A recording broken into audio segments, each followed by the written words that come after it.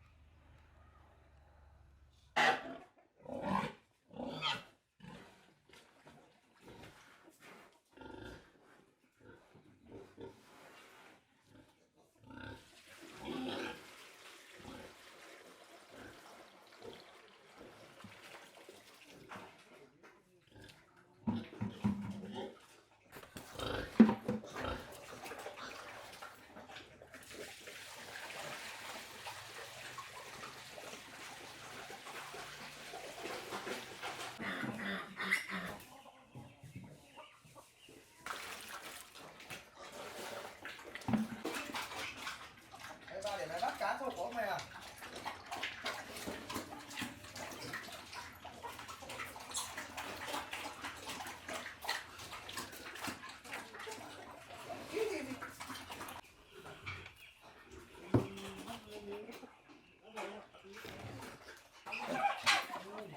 Đi, đi, đi, đi.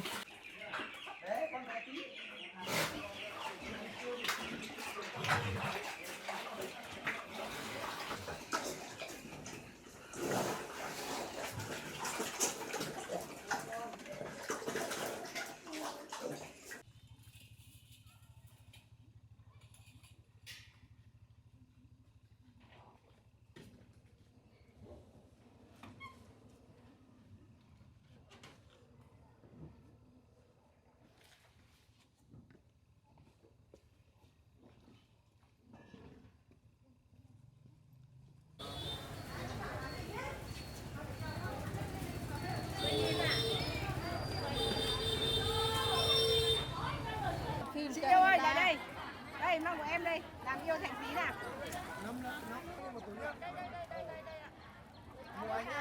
luôn nhá.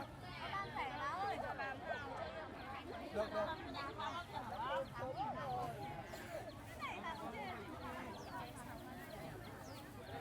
Cảm nhá. Đấy, đếm đủ chưa? Ok rồi. Đây, lại rơi rồi. Tiền của chị Linh chi ạ. Lấm này là cái lấm mỡ ngon lắm. Việt Thảo rất ngon. Thế như vậy hết tiền mà không mua được. Và thế lúc nào bảo ủng hộ con nhá. Con thì sang mua cho con hà 200.000 và cho biết. Thái ơi, cô nào bán nào Thái? Ôi. Cô nào bán nào? Đây đi. Mua ở bên Adidas xong sang em.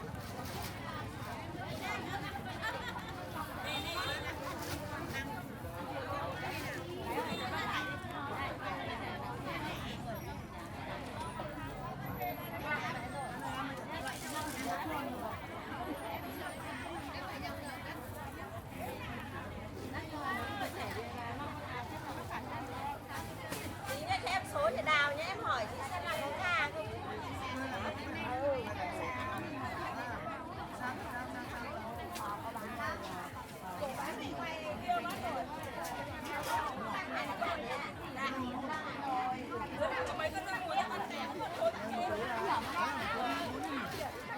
Có tiền cân cho chị. Đấy, chị đã bảo chị xem là đây.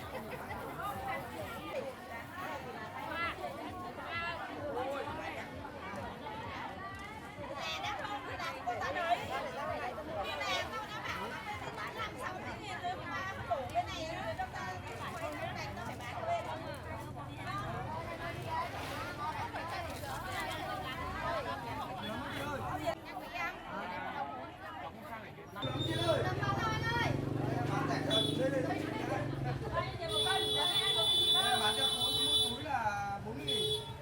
Còn lắm, đấy lấm mỡ. Lấm mỡ. Cắt ra làm xào. Và chỉ bỏ. Chào công anh, chào công má. Ngọt lắm. Ai đứng tai đứng đẻ cò đến tập được cuốn nào? Ai đứng tai đứng đẻ cuốn họ đặc biệt cho ngon đây?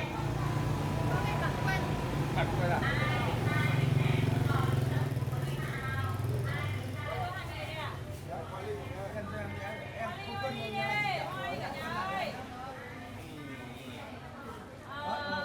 Trạng Nguyên này đi chú. Trạng Nguyên là 150 ạ. 150.000 một cây đấy. Em vừa ra đây thấy. Vừa ra xong vừa ra đấy em không thấy rồi. Vừa ra đây rồi á. À Hương, đấy. Không phải nói thế bảo để nhìn mặt cái mà. Trời, sao sợ hay lắm. Bảo nhìn mặt cái là chắc biết rồi à? Sao em không bảo ở đây cho chị Liễu chị xem mặt cái? Cái đấy 150 bà. Có cái gì bà? Thế nó còn rẻ lắm rồi. Cúc đại đoá đây nó nở to như này này. Cúc đại đoá đấy.